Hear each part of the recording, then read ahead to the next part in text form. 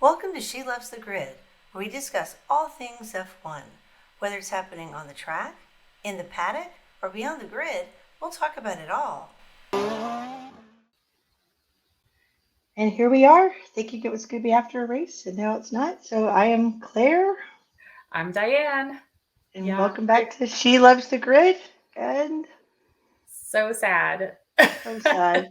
So sad to be the race that never was. The race that never was.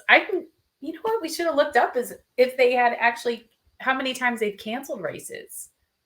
I never even thought about that until right now when we started recording. You know what's interesting is because I saw people talking about it, how, were they going to refund the tickets? So there's a callback to something that happened in the last year or two of a race that wasn't officially canceled. So the tickets weren't refunded, but this one, because it was canceled, the tickets are supposedly being refunded because it was actually canceled. I am assuming that I wish I could remember. I think it was somewhere in Europe, but it was raining. It was just too dangerous. I think it was last year.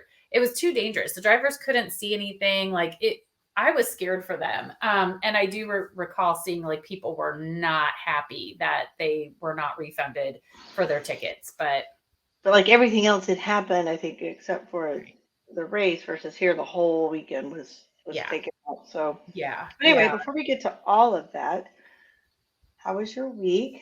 It was good. I am in total prep mode for coming to Europe. I can't wait. So just trying to get all the ducks in a row. We have somebody staying with the dogs and just making sure I've got everything that they need. So yeah, I am just in full on prep mode. And then obviously have to have a full-time job. So also preparing as things are ramping up. We start a new fiscal year in June, right when I'm going to be gone. And so we have things ramping up. So I'm just trying to be as proactive as possible and get things done. So it's been very busy, but that's nice because it's making the time go quickly. But what about you? I was just thinking, it's like, oh my gosh, we've got one more recording and we're just going to barely buzz that in because we record on Sundays. And then I do all the processing either that night or Monday, which you'll be flying. And then Tuesday, when it's publishing, you're landing. Yeah. Oh my gosh, you're going to be landing. You actually, I think, might land before the podcast will publish next week. I'm so excited. So exciting. My gosh. So yeah, kind of same thing. My job has been really busy, with me moving from the U.S. to Europe, and we're finally getting to a point where we're going to get me off of my U.S. based responsibilities onto more Europe, and hopefully I can start working these kind of crazy hours. So it's been that, and it's beautiful. I'm in shorts. The window is open as people are online can see watching us, because it is 26 degrees Celsius. It was 27, and 27 is 80 degrees Fahrenheit. So it was just a beautiful, beautiful day. That is not hot here by far. I walked an hour and a half with my dog and didn't even break a sweat. It was amazing. That's awesome. Oh my goodness. I can't wait. But I'm also happy for you to be on more Europe hours than US hours, because I know your work schedule has been ridiculous. It's been crazy. It's been crazy. But I would tell you, I was so bummed this week the devastation aside. It's a personal problem to be like, oh, the race. But every time my calendar reminders would go off, it would be like, canceled. FP, I'm like, could you just cancel the events and not just put on there updated them that they were canceled? Quit reminding me every time the calendar event goes off that the race is canceled. I think today, once I get some of my stuff done, I think I'm going to, oops, that was not on silent. I think I'm going to maybe watch an old Imola race. So I think the one that Pierre won, I think that might have been 2020. Because I believe that podium was Lance, Lando, and Pierre. What? And F1 TV was putting out during the scheduled times. They were broadcasting some old races, and I was really impressed that F1 TV actually extended everyone's subscriptions by 7 days because of the cancellation. They sent out a blast email to everyone who, I don't know if you saw that, but if you're a subscriber. I got an email that stated they were extending your subscription by 7 days because the race was canceled. Oh, that's so nice. I know, That's without actually really nice. complaints, without anyone raising any kind of whatever, just, hey, by the way, since you missed Yeah. an entire week, we're giving you 7 more days. Good for them. I love it. Well, I think it was really sad. I woke up Wednesday morning bright and early to the notice that it was canceled. I'm Like, messaging you. yeah, Oh, yeah. I know. I heard that go off. I don't even know what time you sent that my time, but so that was the first thing I saw, and then went straight to social media just to see what everybody was kind of saying. And I remembered, I was like, you know what, I think it was after Baku there was heavy rains in that region, in the Emilia-Romagna region, and they had some flooding. It didn't hit the AlphaTauri factory then either, but if they already kind of had a flood, those grounds were saturated, so all the rain that they were getting, which I think somebody said was like 20 inches or something in one day, or ridiculous amount. The ground was just not ready for that at all. So the region is devastated. I It's like my dream to move to Italy one day. So I follow a lot of regional or town accounts on social media, and just seeing the reaction from other parts of Italy also, like they are just devastated for the people in that area. And the videos that I've seen, more than what F1 has shown, or what I wish I had saved them and we could show them, but it's just crazy. Roads just washing away, ginormous trees just falling down, a mountain, just landslides, like and we crazy. have Older we have people a few being, pictures, right? yeah, We've older got, people being picked up in a like a dirt mover, basically in a flooded street. So yeah, these photos, oof, paddock, everything was just underwater, and there were already some team members that were there. A lot of the team, they're setting up on Wednesdays, so they were in place. They were at hotels.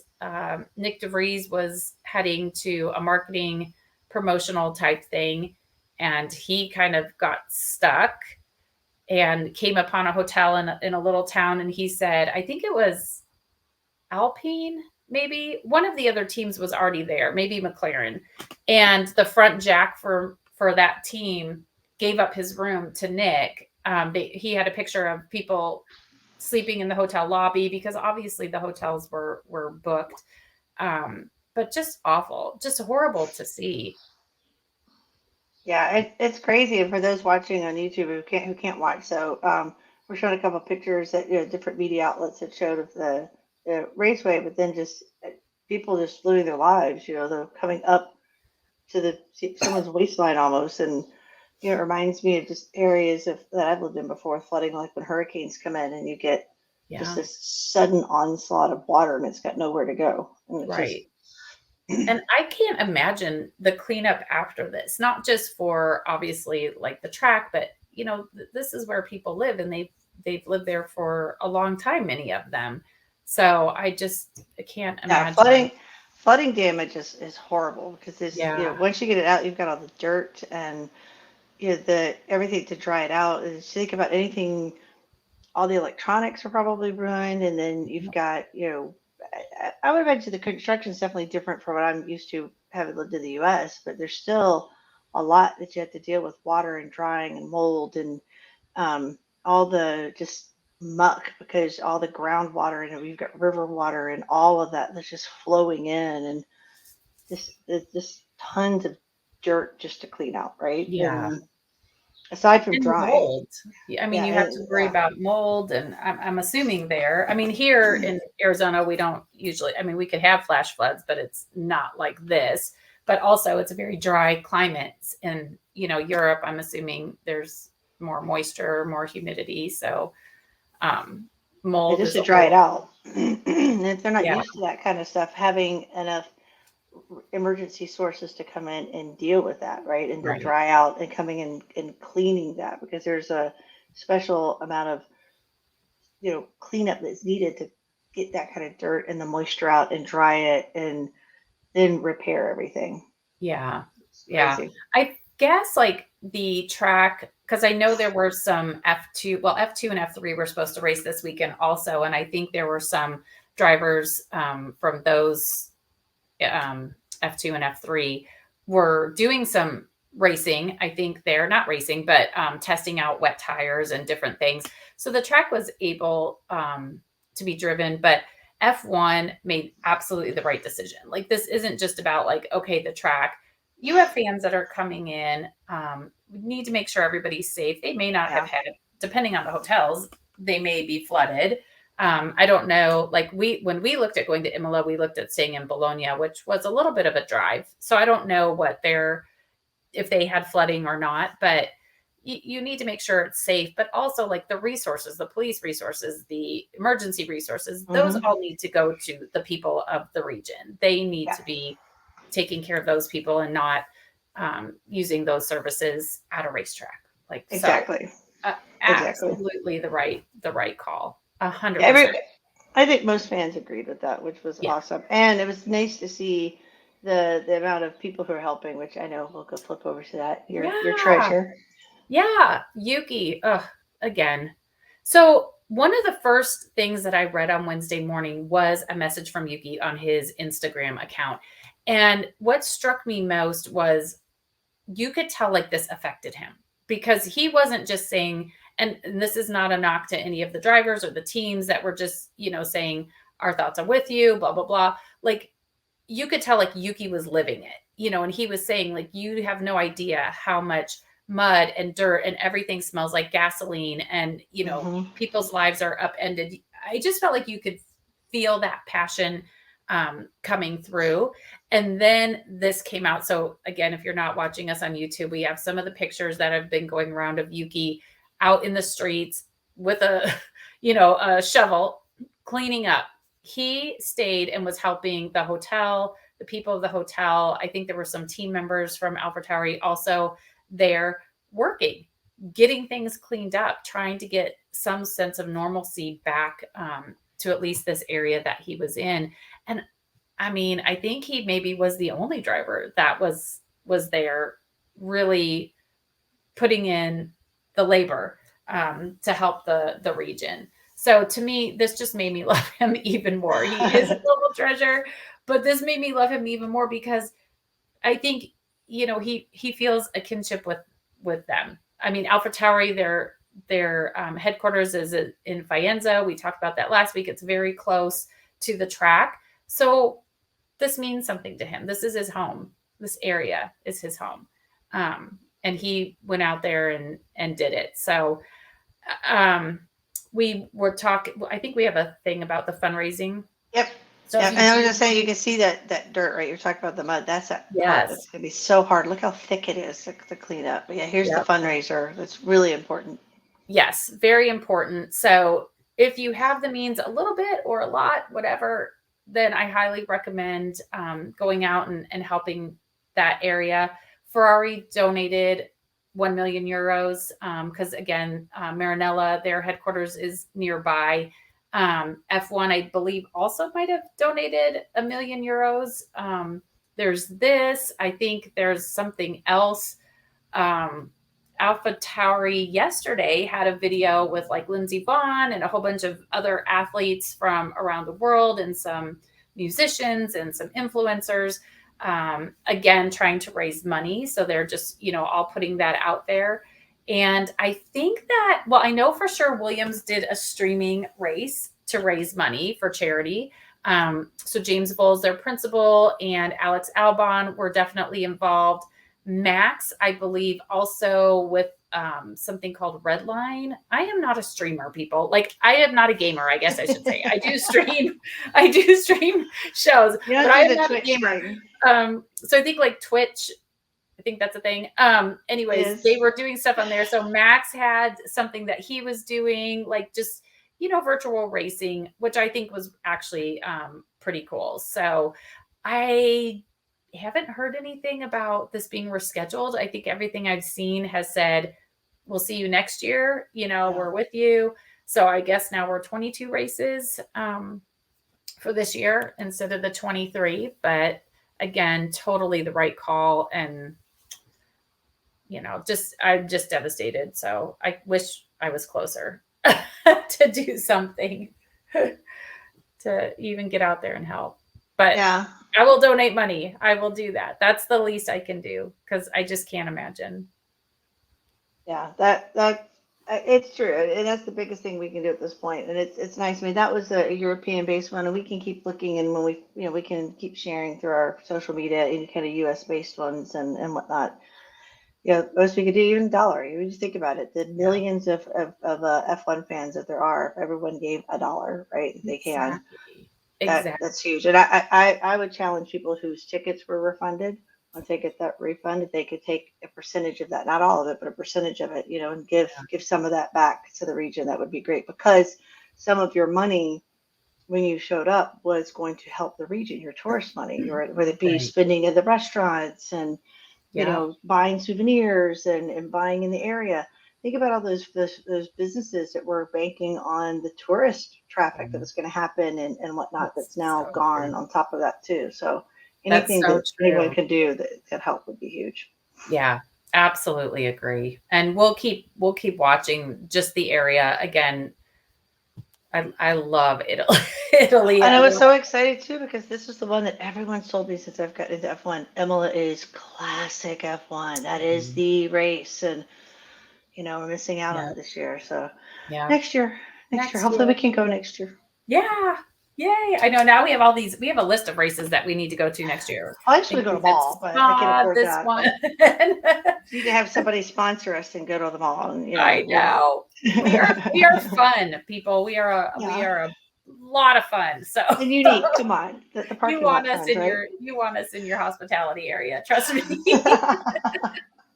We're We fun, are a good we're time. responsible, but we could get Right. Mama Bear and protect you. Come on, Yes, we are very responsible, but we are so much fun. it's so unique. It's like a wealth of talent and all kinds of crazy fun facts that people just don't even know yet. All right, let's get to some fun stuff. What do we have next? Yeah. Oh, Oh, yeah.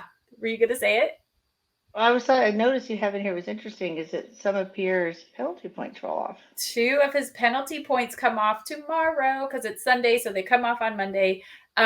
Which that takes him a step back from getting a grid penalty or missing a race or whatever it Missing a is. race, yeah, because he Yeah, was missing a really race. close. Because that was the whole big, part of the controversy about what was that in Australia, that if he'd gotten the points, then it Yep. would have taken him out because he would have been over his max. So Yep. now, hopefully he continues to play it safe though, and it doesn't just open him up to, oh, now I can, Yeah, I feel like he hasn't. And a lot of there was a lot of speeding in the pits, which safety first, agree. You cannot be speeding in the pits. But so I don't know, maybe this is where it starts to roll off. And so he gets further and further away and he avoids altogether the the possibility of missing a race. So good for Pierre. Woo. All right. All right. Next we have, I go back to Oh, F1 sharing of Academy. slides. So F1 there was racing this Academy. weekend. We can't watch it because they don't show it this year. But F1 Academy had their race round 3 in Barcelona. I thought for sure that we were going to see them in Barcelona. So I was really disappointed to realize no, they were racing this weekend. But F1 Academy has 3 different races that they do. So Emily de Hughes, I think is how you say that. She's Dutch. She won the first race. Amna Al-Kabasi, I think this is her second win of the Wow, I think so. season. She won the second race, and then Lena Bueller won the third race. And so what's awesome for her is she had actually won one of the in round one. How can you say this? Round She 1-1. won one of the races because they have 3 races, but all of their cars were disqualified afterwards. So got that taken away. Oh, So she's back. She's back on the top of the podium, getting her first win of the season. So yay for Lena. Which it's very exciting. I see little snippets. If you follow their F1 Academy socials, you can see little snippets here and there. So they're doing something. Somebody's recording them because there's somebody talking. There's a host and they're talking through the thing. But anyways, we only get it in little bits and pieces. So there was some good moves in this race.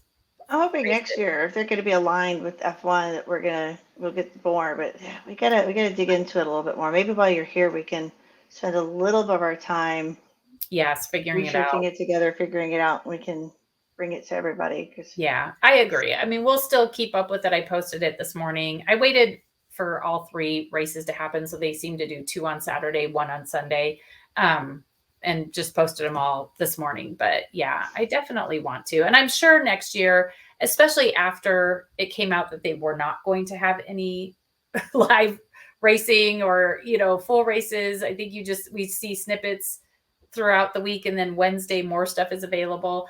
So I think they realized that was a mistake, and next year they will do better. they will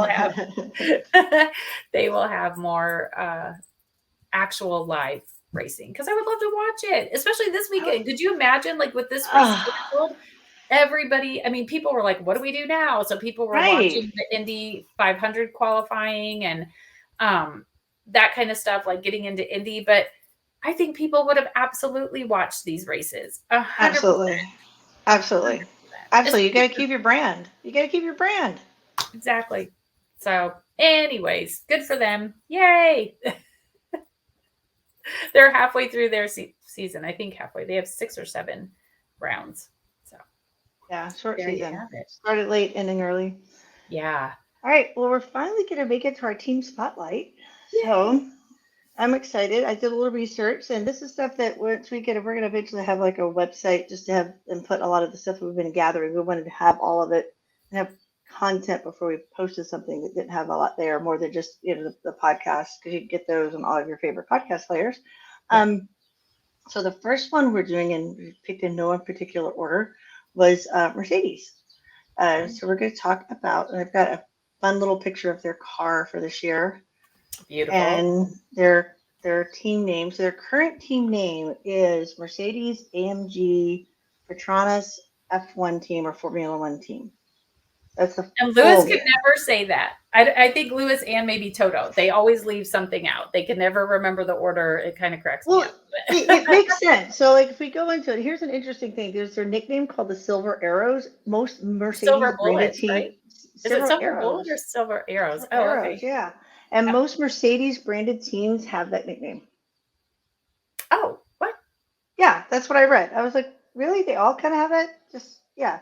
So I want to dig into that a little more. But what's interesting, so I'm going to go a little bit on the team ownership and history, because Mercedes started like pre-F1 in the 1930s. So they got into motorsport and whatnot pre-F1 into Grand Prix that they were before F1. And then officially they were in it as Daimler. I always say it wrong. Daimler? Daimler-Benz AG in 54 and 55. Okay. Now they got out of it in 55, and we'll talk about it a little bit later after the big Le Mans issue that happened. And they didn't get back into F1 at all until 1994. They were still in motorsport. They were still doing a lot of stuff around like Indy and whatnot. They really didn't get back into it. However, the team as we know it today actually has like an ongoing history of change of ownership to where what Mercedes owns today. So in 1968 through 1998, it was called Tyrrell Racing, which is after a driver. And it's got its own set of controversy. So this will be linked off the website. In 1984, they were excluded from the World Championship and then retroactively disqualified for all races because of some cheating. Some stuff they've done, like the mix of their fuels and some stuff with their cars. It's really interesting hearing people talk about all the controversy about Red Bull and their car and then over the cap and all this kind of stuff. It's like, oh, well, the Mercedes predecessor back in the 80s, it's kind of always been a thing. But then in 1999, it became the British American Racing Team. Oh. So from Tyrrell, so Tyrrell, it changed ownership, became the British American Racing Team. And then from that, the team in 2005 became the Honda Racing F1 team. And so Honda was heavily involved. Okay. So and then here's where it gets to more current day. So in 2009, Honda was came out of the F1 entirely, and Yeah. or at least from this team, and it became the Braun Grand or GP F1 team. They wanted to have it called the Pure Race team, but it was Oh. blocked because McLaren at the time was the Pure Racing Mercedes team. Oh, really? Yes, yeah. So in 2009, it was called Pure Racing Mercedes. It was technically McLaren. That's who McLaren is today. But so they blocked it. They wanted to call it Pure Racing, but they couldn't, or Pure Race, and they couldn't. So they had to call it Braun GP I F1 just team. think that's a horrible choice for a German car company to be called Pure Race. Well, it wasn't German Is it at the just time me? Oh, okay. because it was still British. Because it was still British. It was still British. Okay. It was Okay. still yeah. Because I'm like, hang on. I know. This is But not okay. the McLaren was called Pure Racing Mercedes, and it was called Pure. I think it was, but they wanted to call it Pure Racing. I think it was called Pure Racing. I might have my Okay. notes a little off, but that was so they ended up calling it Braun because it was after a guy in there. So that was in 2009, and then in 2010, Mercedes just prior to the season, Daimler AG bought 45.1% of Braun, and they changed the name to Mercedes GP Petronas F1 team, which is probably Okay. why everyone has a hard time with how to say it. Because in 2010, it was that. The next year, right before the 2011 season, Daimler bought an additional 24.9%. So they had minor control. Now they have major control of the team. Oh. So that was 2010, 2011. Then in December of 2020, well, 2012 was when they changed the name and they decided to take out the um, GP and added the AMG, which is the high performance brand of Daimler. So Oh, that's when GP got taken out and they changed it to AMG. So since 2012, it's been Mercedes, AMG, Petronas, I don't know if how I'd say it, F1 team or Formula One team. oh. Now, what's really interesting is in 2020, Ineos announced the intent to purchase one-third ownership, and it became effective in January of 2022. So they own one-third, and Mercedes owns the other two-third of the team. Oh, okay.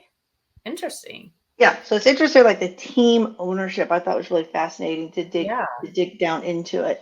But then you get a little further when I start talking about Toto and his ownership. He owns part of the like the F1 aspect of it, the Grand Yeah. Prix aspect of it versus the F1 team. So Right. so anyway, their team licensure is Germany. So even though they are currently based out of Brackley and Brixworth, England, they are still considered licensed under Germany. So they're still considered a German team. Okay. But in the 50s they were based in Stuttgart. So they originally were in Stuttgart. That makes sense. Yeah. Especially back then. It just Yeah. seems like all the teams definitely have a presence in England. So, Yeah, yeah. they do. It's a bummer because I'd love to go visit them here in Yeah. Germany. Exactly. So I took it. I mean, we can. I figured someday we could do some like driver spotlights, but I wanted to go over some of the key people and Yeah. going over the team. So Toto. So Toto is the team principal and CEO. He's been with the team since 2013. As most people might know, he's an Austrian billionaire. Yeah. He's a, Who never he's a, graduated college, but definitely a no, billionaire. he never graduated college, but he's got an honorary doctorate. Oh, And yeah, and he does stuff with Harvard Business for MBA programs and whatnot. yes. It's pretty fascinating. Yes. Prior to Miami race, he was there doing a class, and I zoomed in because there was all kinds of stuff written on the scoreboard, on the chalkboard about, just his notes on, like leadership and kind of how the teams work. And I thought that would be a class I would want to sit in Oh on yeah. 100%. So yeah, he was there just before Miami. So some Crazy. fascinating facts about him if people didn't know, because I didn't know this. In 1992, he started in the Austrian Formula Ford Championship as a Nice. driver, and in '94 he finished sixth in the NGT category for the FIA GT Championship. He won a race with Lorenzo Case in the FIA GT Championship in 2004. And in 2006, he was a runner-up in the Austrian Rally Championship and a winner of the 2006 Dubai 24-hour. Oh, wow. As a racer, I did not know that. Their whole family, because Susie's a former racer and she's a former principal. Like, Yeah, they are just immersed in the so much. racing Yeah. world. I love it. So when it comes to F1 teams, in 2009, he bought a share of the Williams F1 team. And most Okay. people probably know about that. Of course, me being you, I didn't. And he joined the board of directors. And then in 2012, he was named the executive director of Williams F1. But then he left the next year to become the executive director of Mercedes. Mm. Um, his business partner, Renee Berger, came as well, more of a silent and manager. He's not really Okay. as active. Yeah. And he acquired 30% of Mercedes-Benz Grand Prix Limited. So Toto owns 30% of Mercedes-Benz Grand Prix Limited, which Okay. is different entity than the actual F1 team itself. Got it. Got it. That's cool. Another key person on the team, which I thought was interesting, he's a managing director, is Hywell Thomas. I don't know if I'm saying his name right. He has been with the team since 2004. He started with Mercedes Ilmor, Ilmor, and I'll talk about that a little bit later. That's actually how their engine company name originally was. Oh. For it was renamed Mercedes High Performance Powertrains. He started as a mechanical engineer. He's always been with Mercedes since 2004. He became their chief engineer for Mercedes AMG High Performance Powertrains in 2015. And then in 2019, he became the power unit director, taking on the development of their F1 power unit. And then in 2020, he became the managing director of the HPPs, which is our high performance power unit or powertrains, overseeing the development of their hybrid power unit. Hmm. So that's pretty interesting to just kind of know who he is. I found a really interesting article researching him. Their chief technical officer, we talked about Mike Elliott and James Allison recently, kind of doing the kind of Yeah. swap.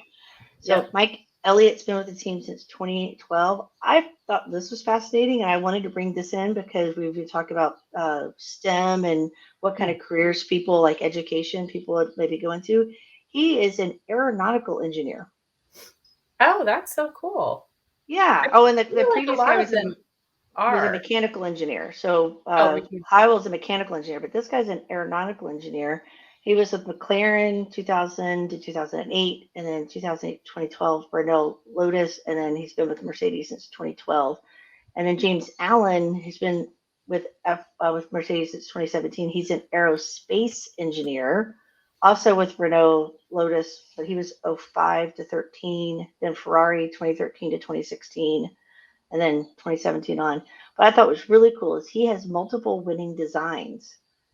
James Really? does, because we always That's talked about like the guy over at Red Bull. yeah. This guy has 5 different cars that he designed while he was at Ferrari that won constructors cups for 5 years and 5 drivers championships, Oh, that's and awesome. then 2 different cars while at Renault that won 2 constructors cups and 2 drivers championships. And then since being at Mercedes, 4 of his cars they designed has won 4 constructors cups and 3 drivers championships. That's awesome. That's what I'm glad that they put him back into that role where he's Yeah. going to be more responsible for that kind of stuff. I didn't know that he had designed all of those cars, but for sure that seems to be his strength. Yeah. And Mercedes needs to get back there. Yeah. They need I to thought that was fascinating. That's why I was like, yeah, so I very, just wanted to bring that up because that was some pretty good, fascinating information. yeah. So as we know, Lewis Hamilton and George Russell, both from Great Britain, are their drivers, and then Mick Schumacher from Germany is their test driver. Their current chassis is the W14, which Toto thinks is light years ahead of the W13. The engine is their Mercedes F1 M14E Performance, and of course they use Pirelli tires. Their first entry was officially the 1954 French Grand Prix, and they've raced 276 times since Wow. then to date. So that's as of today. Oh my gosh. 8 constructors championships and 9 drivers championships. That's amazing. And 7 of those are Lewis. Yeah. So here's the 2 big controversies I talk about exiting and returning. So that's kind of got to wrap up on them. So the F1 exit. So in 1955, Mercedes-Benz withdrew from motor racing after the response to the Le Mans disaster. Mm. So that's the race. If people aren't aware, that the 24 Hours of Le Mans, it killed Pierre Levey. He was a Mercedes driver, and it killed more than 80 spectators. What? Yeah. So what happened was when I was reading up on it, the final results was they didn't blame any specific driver. There was a lot of controversy back and forth because somebody braked too hard and it ended Oh, hit LeVay's car, like ended up going up and over into the where the yeah. spectators were, into the stands. And Oh my yeah, it was goodness. great. And it was over 100 and something devastating injuries on top of the 80 something, like 84 total casualties, including the driver. Um, Wow. yeah, and it led to the cancellation of the French, German, Spanish, and Swiss Grand Prix that year. Wow. Yeah, Oh my yeah, God. and it took a year for them to get the car, FIA to get the car back to Mercedes, after all the investigations, and no one particular driver was marked at fault, but it led to changing it. It was kind of blamed on a little bit on too fast cars for the old race Mm, condition of the actual racetrack itself, the pattern, yeah. and they've changed that. They changed how the spectators were going to be, and all of that. So there's a lot of changes made to Le Mans because of that race. Wow. I got Oh my chills. It was, goodness. yeah, it was pretty bad. So Mercedes just like, we're out. I mean, they Yeah. stayed in other motorsport, but they stayed out of F1. Um, and they re-entered in 1994. So Mercedes, as Ilmor, it's ILMOR, returned as an engine manufacturer. So Oh, they weren't actually racing per se, but as an engine manufacturer. And so they were hugely successful with McLaren at that time. So in 1995 and 1996, they were super successful with their engine. It was the Ilmor engine, and then 3 wins in 97 and back-to-back drivers championships in 98 and 99 with their engine. wow. So then in 2002, Daimler Chrysler increased their shares to 55% and renamed the company to Mercedes Ilmor. And then in 2005, they became the sole owner and they renamed it to Mercedes Benz High Performance Engines. So Oh, that's when it became truly Mercedes, is the name of the engine. So I thought it was fascinating to hear kind of like how that went. And if you think yeah. about that, that was 2005. And then shortly thereafter, it was about the time in 2009 that the Braun team was forming up. And in 2010, Mercedes bought it. So it was just a few years later that then Mercedes actually buys the team and becomes an actual racing team again. So Yeah. they were back in engines, but then as a team, it took a few years later. That's so cool. And I know like right now, because you said they had a string of constructor wins. Mm-hmm. I think you had mentioned So there's it's 2014, 15, 16, 17, 18, 19, 20, and 21. yeah, until now it's Red Bull. So Yeah. people like right now are giving Red Bull, like Red Bull, they're winning their and especially this year, I've said it a million times, like they are just blowing everybody out of the water.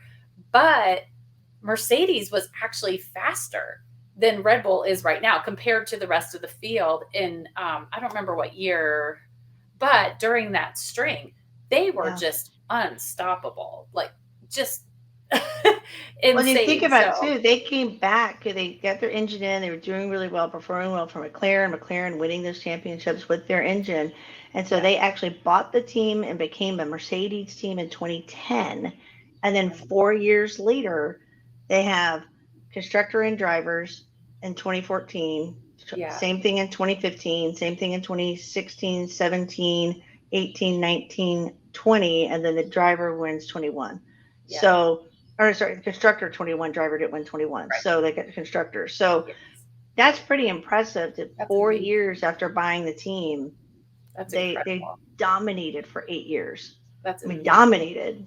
So now I understand even more why they were all like, we're not doing good at the beginning of this year. Yeah. And I knew, and I know I said it at the time, like they just have their standards and they know that they're not up to those standards yet. But learning all of this just really hits home even more as to why. Because yes, Yeah. you are in a sport for 4 years and then you dominate it for for like And 7 to 8 years. 8 of your 12 years, you Yeah. dominated it. Because the first 2 years they were in 54 and 55, their drivers won. So the two Wow. years they were in originally, they had the drivers championship. So if you Wow. think about that, if they're 12, 13 years up to 2021, they had 9 of the year's drivers, 8 of the year's constructors. So yeah, so they've dominated. So I can see it now. That's like, whoa, Yeah. we're not performing. We've had a couple of years of just what the heck, Well, and they really did go, what the heck? Like last year, their car was just, I mean, a lot of the cars had porpoising and all that kind of stuff. But I mean, poor Lewis was coming out of the cars, like my back, my teeth, just all of it.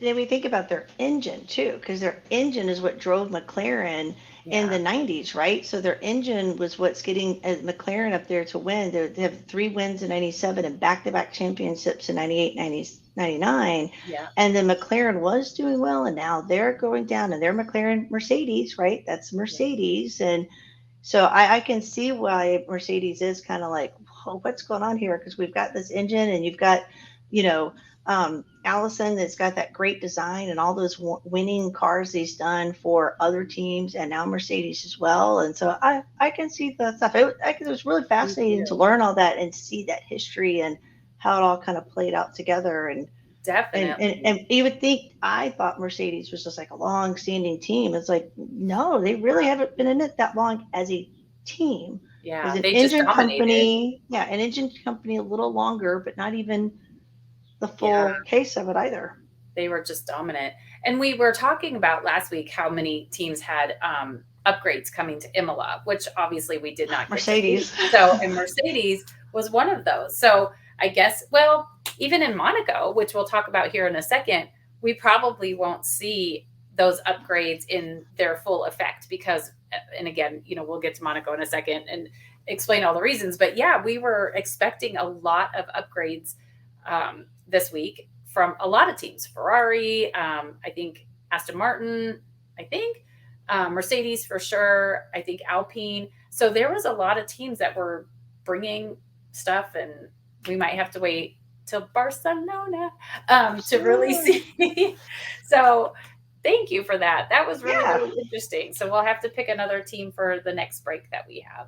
Yeah, absolutely. I'll do the research again because that was fun. It's helping me learn. So that was really fun. All right. Awesome. So what do we have next as we're wrapping up our Beyond the Grid this week? So I think this week people had a surprise, obviously week off.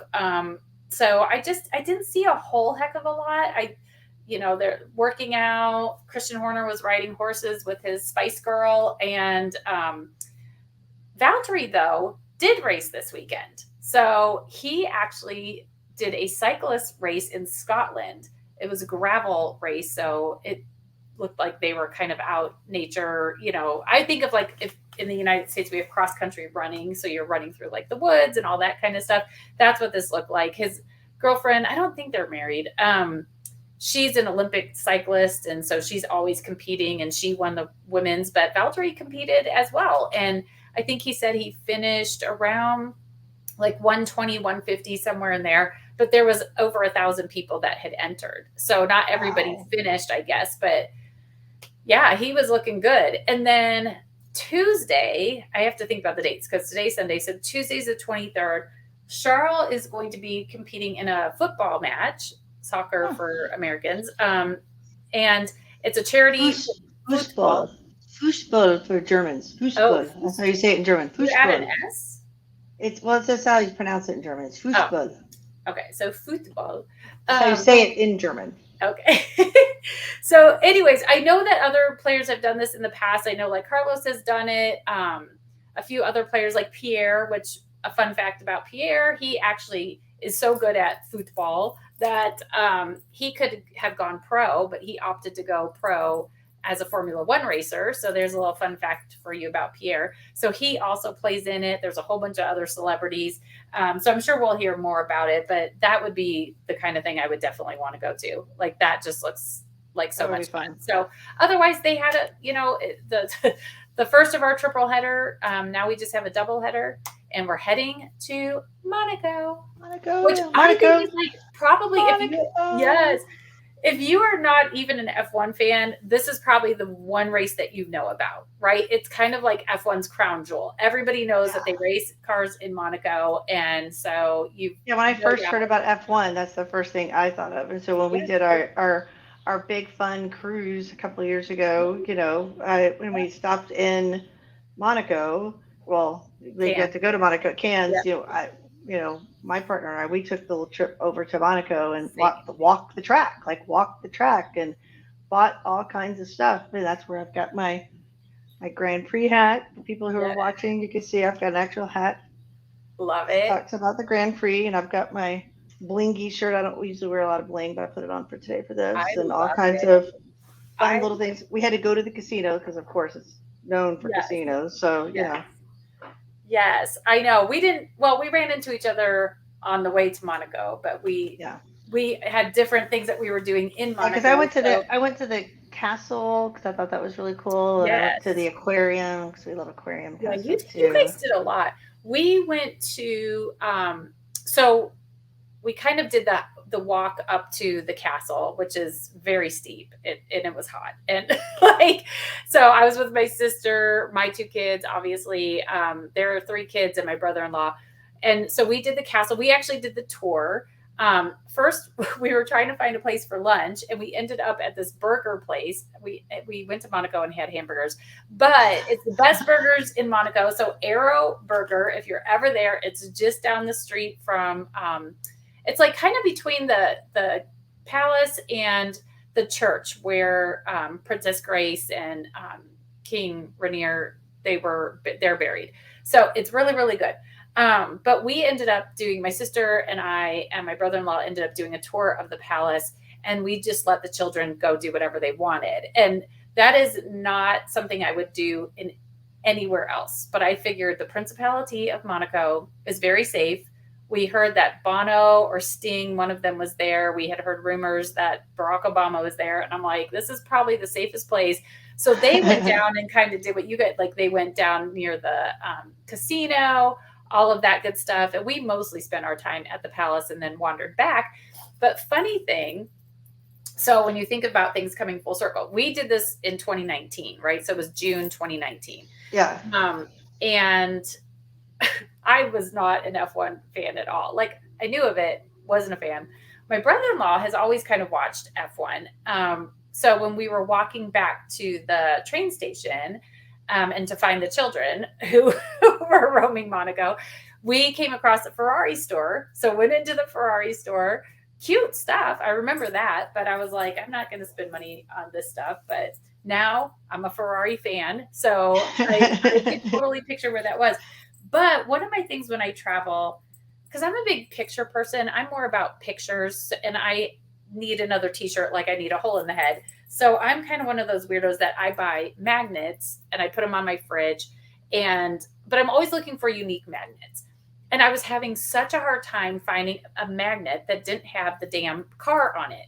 And at the time I was telling my sister, like, I don't want a car on my magnet. Like, I am not into this, and everything has a car. Well, I ended up, because I just wanted something unique, getting this little thing. So if you're on our, it's got the cars. It's awesome. So it's got the palace, it's got the flag, it's got the casino, and then the Formula One car and a checkered flag.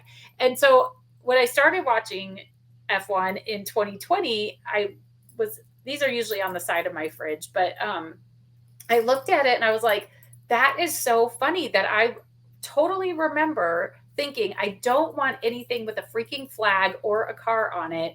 Can't I just have something that's cute about Monaco? And now here I am, like full on podcast and everything else about. Yeah, and when we got the hat, my partner, he loved Eric and Senna, and I was like, why don't we get you an F1 hat? I don't know anything about it. Now it's like, I wonder you know more than he does. I could steal the hat because I like the hat. It's got my favorite Louis Vuitton pattern on it too. So Oh yeah, I remember when we went to go buy your first Louis. It had to be the pattern. It had to be the pattern in the gray. I love it. But so we're in Monaco. I so wish we could go. I don't know if it would be the best place to watch a race, to be honest. The streets are super narrow, but I'm looking forward to watching it and being like, I stood there. I walked there. I was there. Like, I'm just looking forward to like almost that part to be like, I was there. Yes. And all the social media stuff I have for like our race week and the qualifying results and our pictures that I took in Monaco. So it's such a beautiful place. Like just coming out of that train station, which actually I think is very cool. It's kind of got like a mid-century look to it. But the architecture, I have so many random pictures of just buildings because it's so beautiful. And It's so pretty. oh my I'll have to pull up some of mine too to send over your way. And I know yeah. we contemplated the one picture we have of us together there, and it was before I lost 100 pounds. So Yes. I'm kind of Yeah. iffy about putting that picture up. But I have some other cool pictures I could probably get over there too. So Yes, but this was exciting. we should Way post to them. be No, creative pictures. Yeah. I'm super, super excited. Okay, so here's the thing Monaco. about Monaco. It is the shortest and the narrowest circuit on the grid. So because the Wow. actual laps are short, there's 78 laps. So you're probably used to like 51, 57, somewhere in there. Nope. Because of this, it's 78 laps, one DRS zone. It has the slowest corner of all the circuits. I bet I know where that is too. Tell me. Tell me. Do you know where it is? The I think I Grand know. Hotel hairpin? Yeah. It's very popular. Guess how fast they go around that turn. Keep in mind that it's the slowest corner. I'm scared to know. Like, because we took a private like taxi, private ride in, and I remember them driving around that curve, and it was scary, like Oh, very scary. Yeah. oh gosh. They No, drove us in and dropped us off at the casino. Like oh, I got to ride down yikes. the road. I So got to drive. listen, it's not fast though. They go 27 miles per hour, so 45 kilometers. That's how Wow. slow their cars are hitting that turn. So that's not fast. 27 And miles how fast did they go normally in the race though? The average speed is 150 kilometers per hour. So what is that regular miles per hour? I'll look up. But see, think how fast they have to go back and forth though, up and down and up and down. Those poor brakes. And the elevation there, like I said, you think like, oh, that doesn't look that bad. It is, the elevation's ridiculous. So that is the slowest corner. Because it's so narrow, it's obviously really tough to overtake. So qualifying is hella important. I hope I can say hella, but like 93 miles an hour. Okay, so that is slow when we think about compared to all the other races. 200 miles. Yeah. 180, 200 miles an hour. Yeah, oh my gosh, it's a slow race. But it's, so like you said, it's tiny. It's like you can't narrow. Like, there's got to be all this skill overtaking. It's important to get your qualifying. Yes, and qualifying is vital. But I think unless you're there and you like realize like, oh, there's the other side of the street, you almost feel like you take 4 steps. And I mean, it's not quite that narrow, but it's very, very close. I'll see if I have a picture that I took from one side of the street. I took a picture of a chalkboard on the other side of the street. So maybe I will look for that and see if we can post it. So yeah, qualifying is so slow, so important. And because like it's slow and it's narrow, like the smallest mistake into the wall, again, street circuit, you all know that like those scare me but you're toast. You are done for the year. And there have been lots of controversy. Last year, this is where, I think it was Checo crashed, and then Charles came up and kind of crashed into him, and then that aborted Max's lap, his fast lap, and he was so mad about that. So oh my gosh, qualifying for them. So it is, again, getting out there, getting your time in is going to be huge. So the race was part of the very first year in Formula One, which I think is really cool. Like talking about old school, it was part of that first calendar year. And then there were years like obviously during the war and stuff, they didn't have it. I think there was another time early on, there was economic reasons they didn't have it, but it's been on the calendar every year since 1955, which is so cool. So that's why everybody knows this race, right? Beautiful location. It's been on the calendar since 1955, like amazing. And a lot of the drivers, it's kind of now maybe their home race, you could call it, because obviously we know Charles lives there. He grew up there. But Lewis lives there. Valtteri lives there. Nico Hülkenberg lives there. Daniel, I think, still lives there. And I think Alex Albon lives there. I didn't realize that many lives there. Oh my gosh. Well, I mean, they don't pay taxes. And it's very private. You have so many wealthy people there that they can probably walk the streets without getting mobbed most of the time.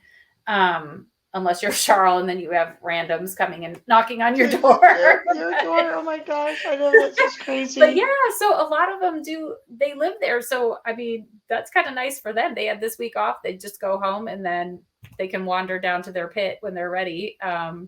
to get started on testing and all of that stuff. So I'm so excited. I can't wait. I think it should be on at like 6 a.m. my time. Oh So yeah. When is it? I will When is be it up for me? Oops, I don't know what happened to my picture. There we go. There it is. There I am. I was just going to get my phone out to see. Yep, 6 a.m. Qualifying's at 7. Boy, practices at 3:30 and 4:30 a.m. That's not happening. But I'll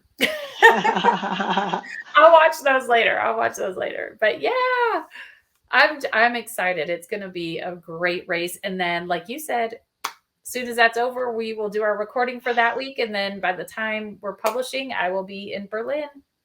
I'm so excited. I'm so excited. Oh my gosh. I just found my Monaco aquarium photos. I'm trying to see if I've got other ones nearby. Oh, looking out over the water. I have, yes, with all the beautiful yachts. Just post some of those. Send me some of those and we'll post some of those this week. We'll just kind of do a little walk down memory lane for Monaco. Yeah, it's just it's so gorgeous there. Oh my gosh. I'm really rubbing my things here. I'm gonna write good luck for Alonso. Keep manifesting for Alonso and his win in Barcelona. Well, we got to manifest that unless to win the paddock thing too.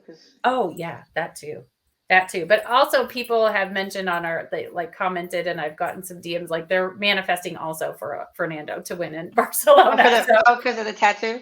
Yes, because everybody's on board. They want you to get that tattoo. I'm on it. I'm ready. I guess I need to get it designed, right? I got his number down, so yeah. Figure I'll come up with something that and the best friend strip. I wonder if we should put like parking lot friends on there and like. I love it. Or just even PLF. There you go. You get if you know, you know. That's right. If you know, you know. You know. Parking lot friends. All right. Well, all right. That's it. We're getting ready. It's gonna be a good week. It's gonna be a good week. It's race week, and we'll actually most likely have a race. So. And it's packing week. Yeah, that's on my list today. All right. Thanks for the ride. It's good to see everybody. Good to see you. You as well. Off to Monaco, and then it's all right. Barcelona. All right. We'll see you soon. Bye. If you enjoyed this episode and you'd like to help support the podcast, please subscribe and leave a rating and a review. To stay up to date with She Loves the Grid and get all the behind the scenes content, you can follow us on Instagram at She Loves the Grid and on Facebook at facebook.com/She Loves the Grid. Thank you for joining us for the ride this week.